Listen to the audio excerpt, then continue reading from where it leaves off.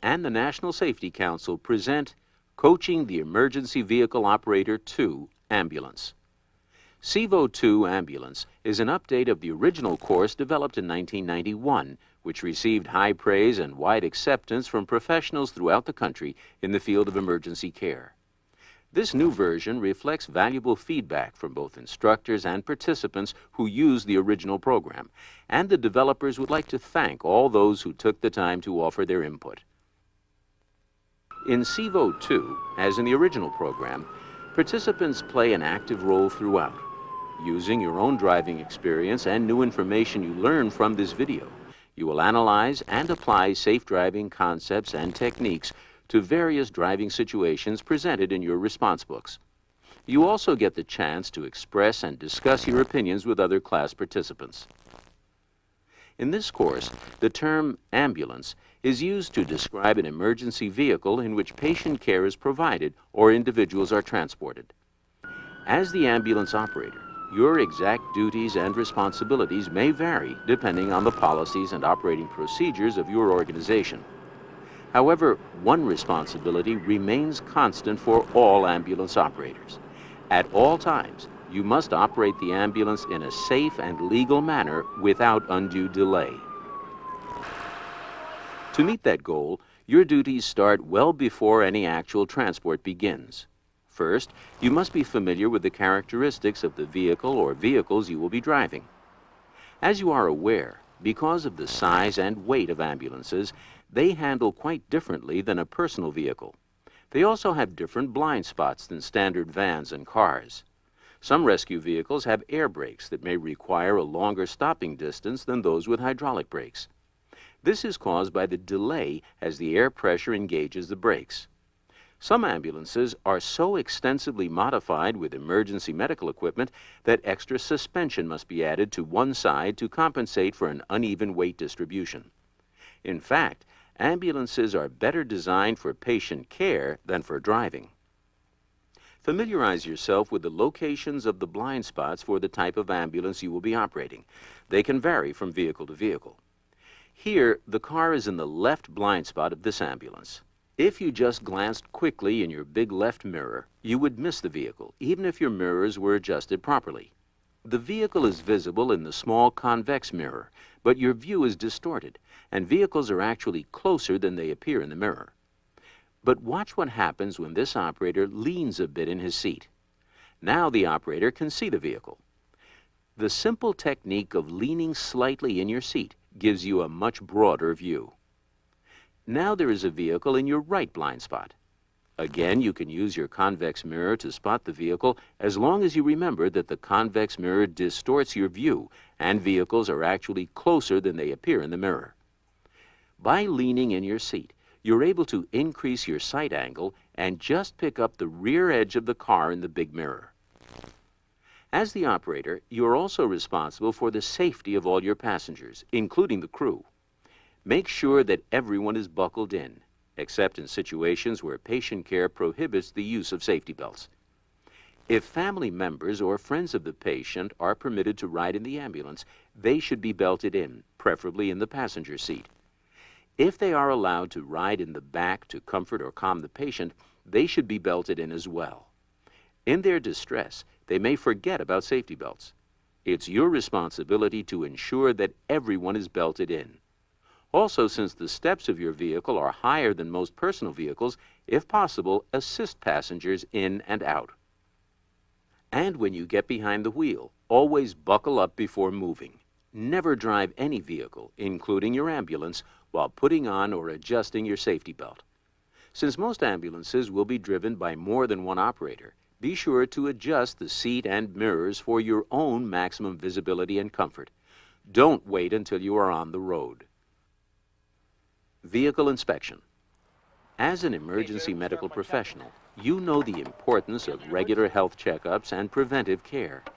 You should also know that regardless of how good a driver you are, in order to provide safe transportation and pre-hospital care, your ambulance must be in good working order. Regular inspection and preventive maintenance of your ambulance are vital. On board 02? It is your responsibility to inspect your ambulance on a regular basis, in most cases at the beginning of your shift and after each call. If possible, you should use an inspection checklist so you will perform the inspection the same way each time. Although you may not find defects or missing supplies every time you inspect the ambulance, you shouldn't get complacent about the need to do a thorough inspection each time. Keep in mind that a delay caused by an unforeseen traffic situation may not be under your control, but a delay caused by a mechanical failure or a problem with your medical equipment is under your control. This concept of controllable and non-controllable situations is also a good benchmark to use when thinking about your driving. Although specific inspection points may vary depending on your organization's policies and operating procedures and the type of vehicle you are operating, we'll review some basic inspection procedures that would apply to most vehicles. As you approach the ambulance, check to see if the vehicle is leaning to one side. It could indicate a low tire, a broken spring, or other suspension problem. Look for any excessive leaks under the vehicle, or any outward signs of damage or wear. Check the tire pressure and tread depth by using the proper gauges. Don't rely on homemade gadgets. They are rarely accurate and may be misinterpreted. The front tires should have a minimum tread depth of 4/32 of an inch. Also check for any loose or missing lug nuts. Check the inside dual for wear, pressure, and rocks that could expel at highway speeds. Make sure the windshield and wipers are clean and in good condition. If you live in areas with extreme weather conditions, you should be alert for unique circumstances. For example, in dry environments, you may rarely use the wipers, which can cause them to crack. Also, although a tiny nick in the windshield may not be enough to put you out of service normally, it can quickly become a major crack if the heat blowing on it from the inside of the vehicle is countered by frigid temperatures on the outside. Check that the mirrors are not loose or broken. And after checking the contents, make sure all compartment doors are secure. Compartment doors seem to have a way of popping open at the wrong time. Turn on all of the lights to make sure they are in proper working order. The headlights, running lights, flashers, directional signals, beacons, etc. If your policy permits, check the following items under the hood. Fluid levels, including oil, radiator level, power steering, transmission, windshield washer, and brake. The hoses, looking for leaks, cracks, or wear. The belts, for wear and proper tension. The battery, it should be secure with cables properly fastened. Check all of the outside compartments to make sure they are properly stocked, and when finished, make sure the doors are securely fastened. In the patient area, check that the oxygen tanks and all other equipment are strapped in or otherwise secured. Check the contents of each compartment and be certain everything is secure. In the operator's area, check the fuel gauge. As unnecessary as it may sound, make sure the ambulance is fueled and ready to go, and is it gas or diesel? Check your compartments for appropriate maps. Sound the horn and, if permissible, the siren. Check that all interior lights, the directional signals, and other warning lights are working. And last but not least, make sure all safety belts are in working order. Take a moment to think about the following question. It will be answered before the start of the next video segment. An operator with an average reaction time of 3/4 of a second is traveling at 40 miles per hour. How far will his ambulance travel from the time his foot moves from the accelerator to depress the brake? A, 22 feet. B, 44 feet. C, 64 feet. D, 100 feet.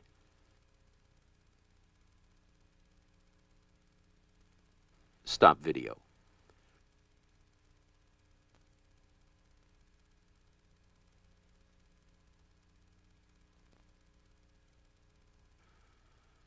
Now for the answer to the question posed at the end of the last video segment.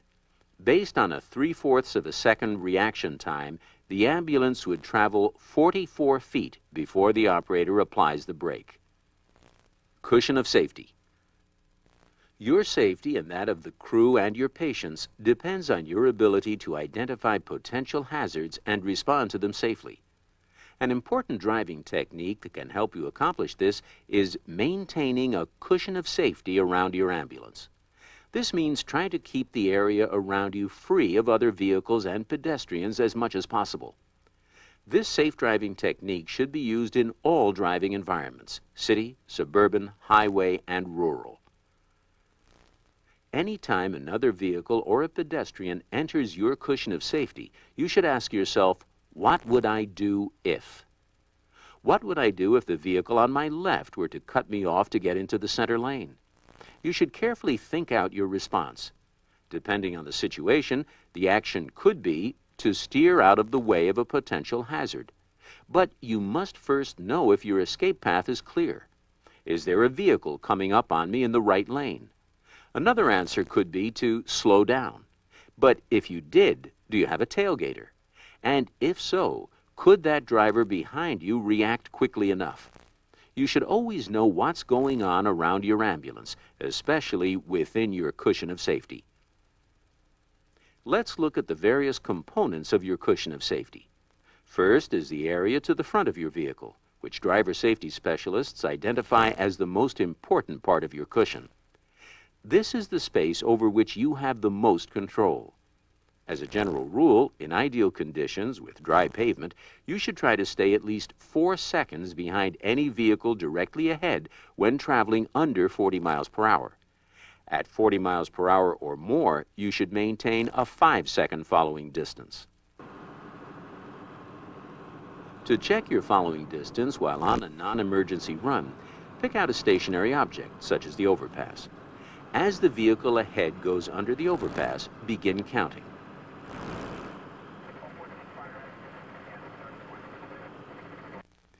If you reach 1005 before reaching the overpass, you are maintaining a 5-second following distance.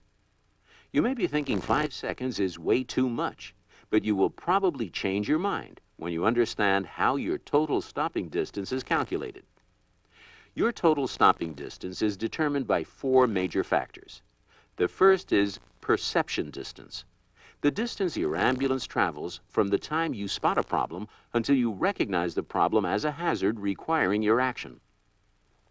The second is reaction distance, the distance your ambulance travels while you move your foot from the accelerator to depress the brake. If the rescue vehicle you're driving has air brakes, the third factor is brake lag distance, the distance your ambulance travels from the time you apply the brakes until the time the brakes actually activate. With air brakes, the brake lag time is about half a second. The fourth is braking distance, the distance your ambulance travels from the time you begin braking until your ambulance comes to a complete stop. These distances equal your total stopping distance. Now think for a moment about the various types of emergency vehicles in your organization. Do all of them stop in the same distance? Of course not. There are many variables that affect a vehicle's total stopping distance, including the vehicle's size and weight, the type and condition of the road surface, the condition of the brakes and tires, and the individual operator's physical condition and reaction time. Any charts you may see about stopping distances are not precise because of these variables. If an operator is involved in a collision and he or she says, "I couldn't stop in time," that operator failed to compensate for these variables. Your understanding of following distance is the key to controlling your vehicle. We've already discussed recommended following distances in ideal conditions: 4 seconds under 40 miles per hour and 5 seconds at 40 plus miles per hour. When conditions are not ideal, such as with poor traction or visibility, you must increase your following distance to more than 4 or 5 seconds. Although most other drivers can postpone a trip in adverse weather conditions, you may be out on the road because of these conditions. Slow down and increase your following distance. In addition to allowing you a safe stopping distance, the 4 or 5 second following distance gives you time to scan ahead, to the sides, and behind your ambulance. Traveling too close to the vehicle ahead can force you to concentrate your attention only on that vehicle. You may feel that a 4 or 5 second following distance will just encourage others to cut in, forcing you to keep dropping back.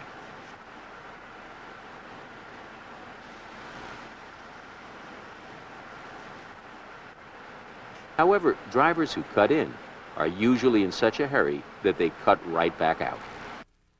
Now let's look at another area of your cushion of safety, the sides of your ambulance. Inexperienced operators are often surprised by the size of the side blind spots. Even with properly adjusted seats and mirrors and leaning in your seat to reduce your blind spots, it still may be difficult to spot vehicles in your blind spots. That's why it's important to get into the habit of checking your mirrors every 3 to 5 seconds. It will help you spot vehicles as they move into your side blind spots. Checking your mirrors every 3 to 5 seconds will also help you spot vehicles moving into a tailgating position behind your vehicle. Once the tailgater is tucked in behind the ambulance, the driver is unable to see the vehicle. If you have a tailgater and you are following another vehicle, increase your following distance to give both you and your tailgater more room to slow or stop if faced with a hazardous situation ahead.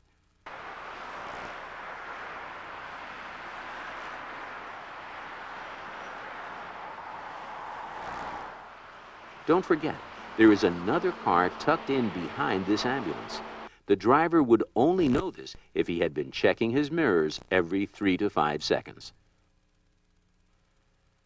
It is difficult to keep a complete cushion of safety around your ambulance in congested areas, but you should still try to maintain it as much as possible.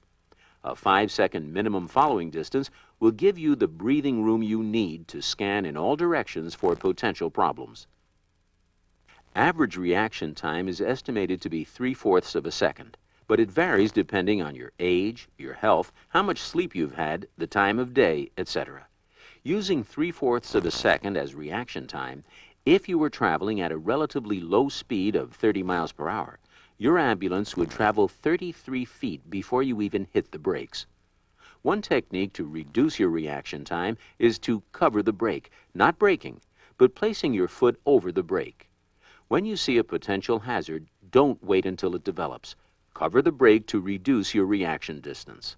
Maintaining your cushion of safety and constantly scanning the traffic scene will help in your mission to drive with due regard for the safety of all persons. On both emergency and non-emergency runs, keep in mind the National Safety Council's definition of a preventable collision. They define it as one in which the driver failed to do everything reasonable to avoid it.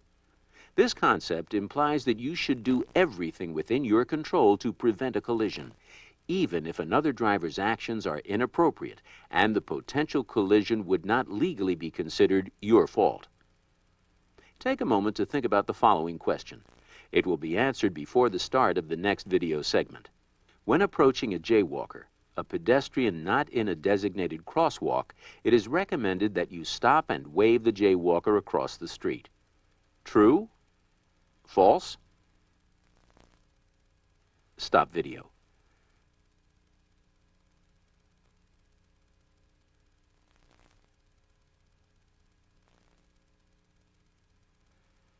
Now for the answer to the question posed at the end of the last video segment. False. Stopping and waving the jaywalker across is not recommended because you cannot control other drivers' actions and could put the jaywalker in jeopardy. City driving. Because of heavy traffic lights, busy intersections, pedestrians, parked and double-parked vehicles, other motorists changing lanes, etc., driving in congested urban areas is not easy, and maintaining a cushion of safety is much more difficult. Traffic around you just always seems too close. Again, keeping a 4-second following distance is vital so you don't have to concentrate all your attention on the vehicle in front. Experienced ambulance operators have learned to scan the area ahead to spot potential problems. How far ahead? In the city, it is recommended that you scan about 12 to 15 seconds ahead, or 1 to 1.5 blocks. This will give you plenty of time to adjust your lane position if an upcoming situation warrants it. For example, there is a double parked delivery truck in the right lane. Spotting the problem early allows you to start checking for a break in traffic so you can change lanes at the first opportunity. Your continued scanning spots the brake lights of the vehicle parked at the corner, and his pushing out does not catch you off guard. You're also aware of the white van backing into a parking space on your left. Your long-distance scan picked up these hazards, and you were able to adjust your driving to minimize the problems. Usually, when drivers hear the term blind spots, they think of their own vehicle's blind spots. However, professionals have learned that other drivers' blind spots can also be a problem. They use a technique to detect whether or not they are in another driver's blind spot. As a general rule, if you can't see the other driver's inside rear view mirror through the rear window, that is a clue that you may be in that driver's blind spot. As you can see, if this driver were to change lanes quickly, you could be involved in a sideswipe collision. Adjust your position to stay out of other drivers' blind spots. Even in less congested environments, don't focus on any single hazard. On the right, the front wheels of the minivan are turned out. Is there a driver behind the wheel? Farther down the street, the sport utility vehicle is angle parking. Are the backup lights of any of the other vehicles on? Remember, when angle parked, a driver's view of oncoming traffic is blocked by the other parked vehicles, and the driver will have to start backing out to get a better view. Move a little to the left of your lane, keeping some margin on the left since the oncoming traffic is right next to the center lines.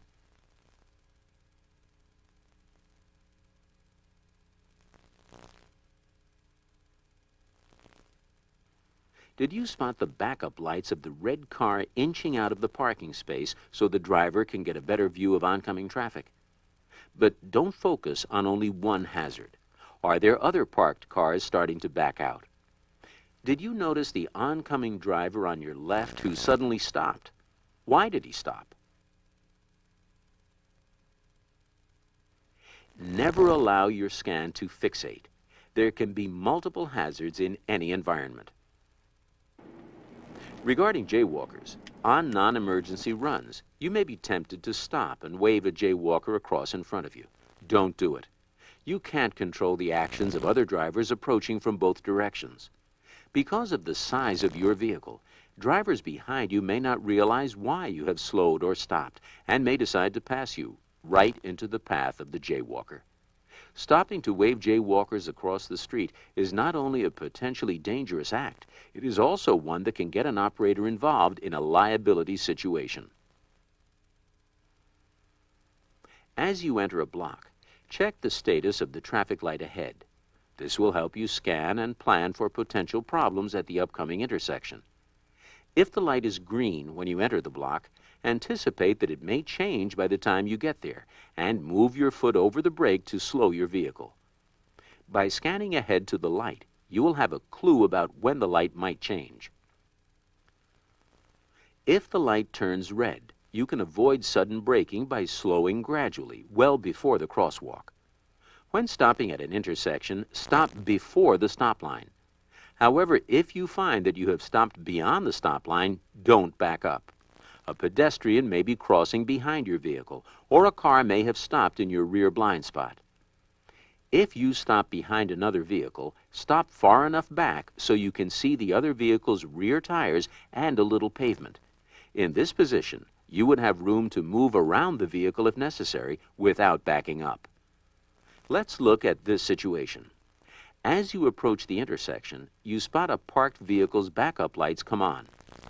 As the parked vehicle continues to back into the road, you cover your brake. The vehicle ahead is forced to stop just across the intersection. By anticipating the hazard, you are able to stop safely before the intersection to wait for the situation ahead to clear. If you are turning right at the intersection, signal well in advance of the turn. Most states require signaling at least 100 feet ahead. It is especially important on emergency runs because your approach speed will probably be at the posted limit. On both emergency and non-emergency runs, however, be aware that your signal may be confusing to others. For example, you may be turning right at the upcoming intersection, but in this case, there is an entry road into a shopping area on the right before the intersection. The driver waiting to exit might cut in front of you, thinking that you are turning into the shopping area. And a vehicle from behind could cut you off to make a right turn at the intersection. And there is another entrance exit even closer to the intersection. Covering the brake and scanning ahead and behind are critical to driving defensively in this situation. When making the right turn, check your right side mirror, leaning in your seat to get the widest view, and move to the right side of the lane so others will not squeeze into your right side blind spot. Check for pedestrians or bicyclists on the street or in the crosswalk. They may have a walk light and may not be checking for turning traffic. After completing your turn, be sure your turn signal is off. In this situation, the driver prepares for the right turn by signaling early, slowing his speed, and moving to the right. As he makes the turn, he scans ahead and spots a tow truck that has stopped in the road. Because his view of the road is blocked, he stops and waits until he can see that the road is clear. Only then does he signal, check his mirrors, and move around the tow truck. Making a left turn across a traffic lane is a dangerous maneuver, one that results in a high percentage of collisions. Try to avoid making left turns whenever possible. If you must turn left, signal well in advance. While waiting for oncoming traffic to clear, be sure to wait with your front wheels straight ahead. Don't turn them to the left in anticipation of the turn. If another vehicle were to hit you from behind, you could be pushed into oncoming traffic. In non-emergency situations, when you are turning left and have a choice of two designated left turn lanes, choose the lane to the right. In this position, you will keep other vehicles out of your right blind spot, and you will be able to track vehicles on the left. If you detect movement toward your lane, cover your brake and sound your horn. Take a moment to think about the following question. It will be answered before the start of the next video segment. On an open highway, driver safety specialists suggest scanning about 12 to 15 seconds ahead. How far ahead is this? A. 1 to 1.5 blocks. B. 1/4 of a mile. C. 1 mile. D. 1/2 mile. Stop video.